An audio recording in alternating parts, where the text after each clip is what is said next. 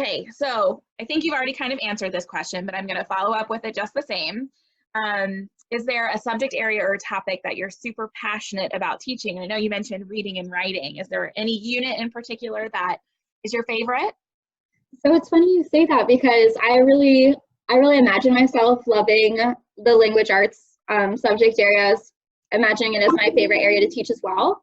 But then having had a few experiences through the years, I've just found that there's something unique about each subject area and just a reason to really love teaching each area as well.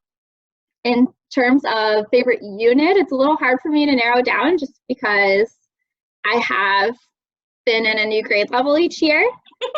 I've enjoyed all of them, but yeah, it's definitely hard to, I think, narrow it down to a single favorite. Okay, gotcha. So if you had to pick something from third grade this year, what's something that you've enjoyed the most teaching in third grade? Oh boy, that is a tricky one. I know it's hard. There's so many fun things. There really have been. I think I've really enjoyed all of our place value units in math. Yes.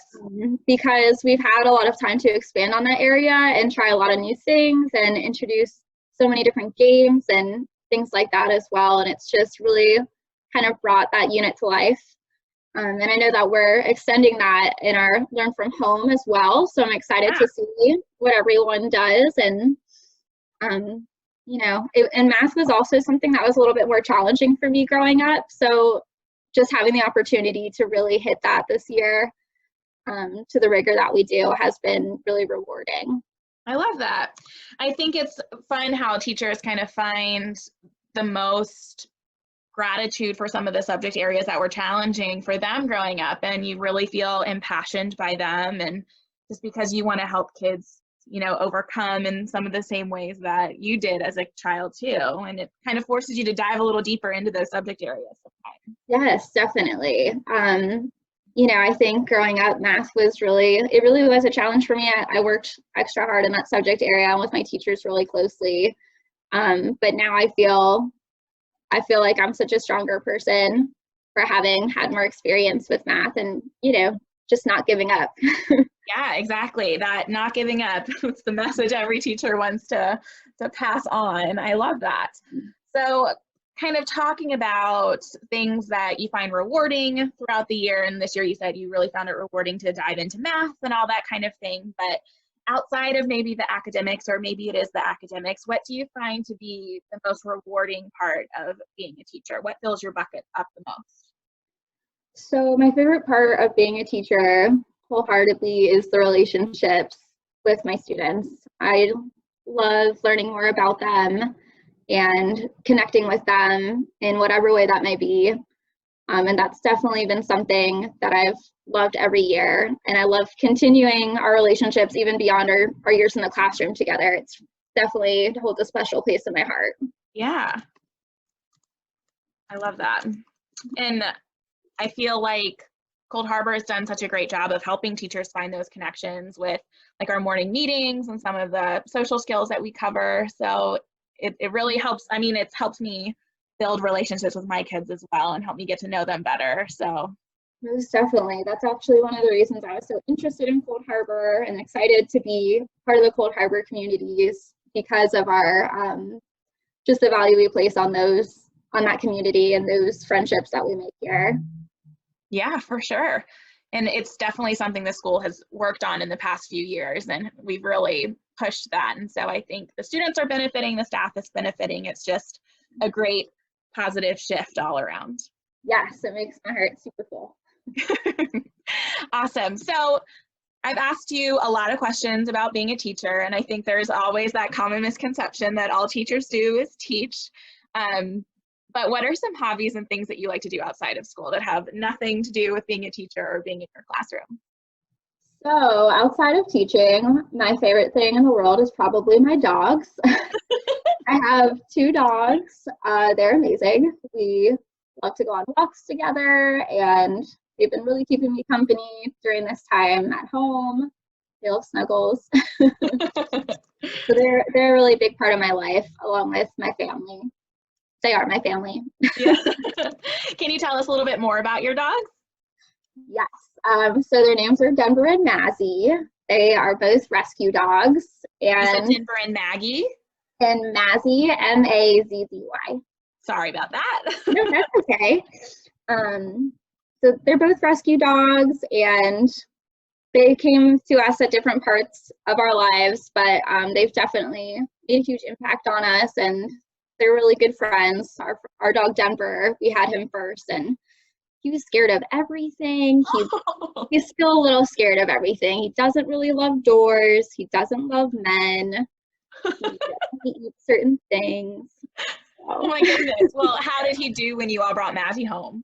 So when we brought Mazzy home, it really helped boost his confidence. He's such a stronger dog now. She's like his little security blanket and best friend, and he kind of helps mellow her out because she's a little hyper. So kind of like an unlikely friendship. I love that. It's the perfect balance. It is. Fantastic. All right. Well, I have 2 final questions for you. So the second to last one is something that I just find interesting to ask teachers in general, because for a lot of us, teaching is, all encompassing. It's who we are is what we do, but it's kind of an interesting thing to ask. But if you weren't teaching, what do you think you might be doing instead? I love this question because it really does kind of put things into perspective. You're so right about teaching kind of feeling like that all-encompassing thing. And to be honest, it's hard for me to imagine myself being in a role that doesn't somehow involve learning. Right. So thinking about this question, I wonder if maybe I'd find happiness in a job, maybe in an education center, but in a different environment, such as a park or maybe a museum or a wildlife refuge. Yes. So still kind of sharing knowledge and information, but perhaps in a different setting. I love that. When I've thought about this question, I've come up with similar conclusions. I don't ever want to be away from kids or away from learning experiences. Right. But like you mentioned, wildlife centers and conservation funds are something I'm super passionate about. And so working in education in that realm, I think could be so rewarding, getting to work with animals and raise awareness about living things and their importance to the world, and then also getting to use our teaching tools that are so important to us too. Agreed completely. That I could completely relate to that. I actually worked at a nature preschool one summer. Cool. And it was very cool to kind of teach kids to garden and have that respect for their environment and that perspective that, this is their home and they share it with us, so we're going to take care of them and take care of the world. That's fantastic. I bet that was a lot of fun. And preschool, oh boy. I know. That was a whole other world entirely. I can only imagine. I've never really worked with kids younger than first grade. So working with little preschoolers, I'm sure, would be quite overwhelming, an overwhelming shift.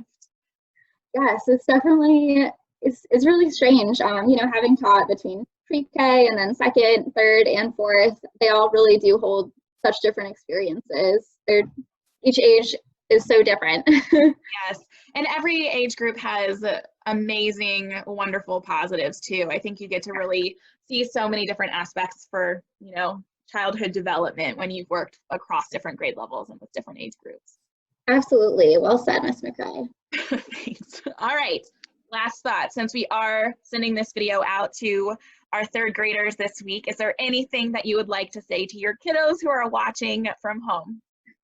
I want to say that I love and miss you guys so much, and I'm so proud of you for all of the work that you've been putting in. And I know that this is kind of a hard time right now, but don't give up. We're still here for you, and we got this. Perfectly said.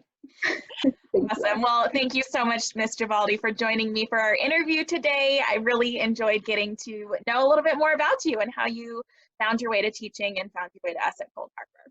Thank you, Ms. McCray. It's been a lot of fun. I'm glad I could share more with you. Thank you. Yeah, of course. Well, I'll talk to you soon. I hope you all really enjoyed that model interview. I had such a blast talking to Ms. Givaldi for a little bit. Now that I'm finished with the interview, though, it's time for me to kind of sit and reflect on the experience. What was it like to complete that interview? There are 4 questions that we would like for you to think about this week after you've completed your interview. Let's take a look at what those 4 questions are. The first one here, it says, what was exciting about this activity? Question 2, what was challenging? Maybe this wasn't the easiest activity. That's okay. Tell us what made it a little challenging. Third question, is there anything you would do differently? A lot of times after you complete a task or an activity, you're like, I really wish I'd done this. Tell us if you had those kinds of thoughts. What would you do differently about your interview?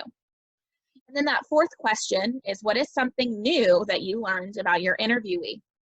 Hopefully through this process, you got to know your interviewee a little bit better and learn something new about them. We would love for you to share that with us. So once you're done with your interview, like I said, reflect on these 4 questions, jot some answers down on a piece of paper, and that's what you could submit to your teacher for this activity. Best of luck with your interview. I hope they go really well.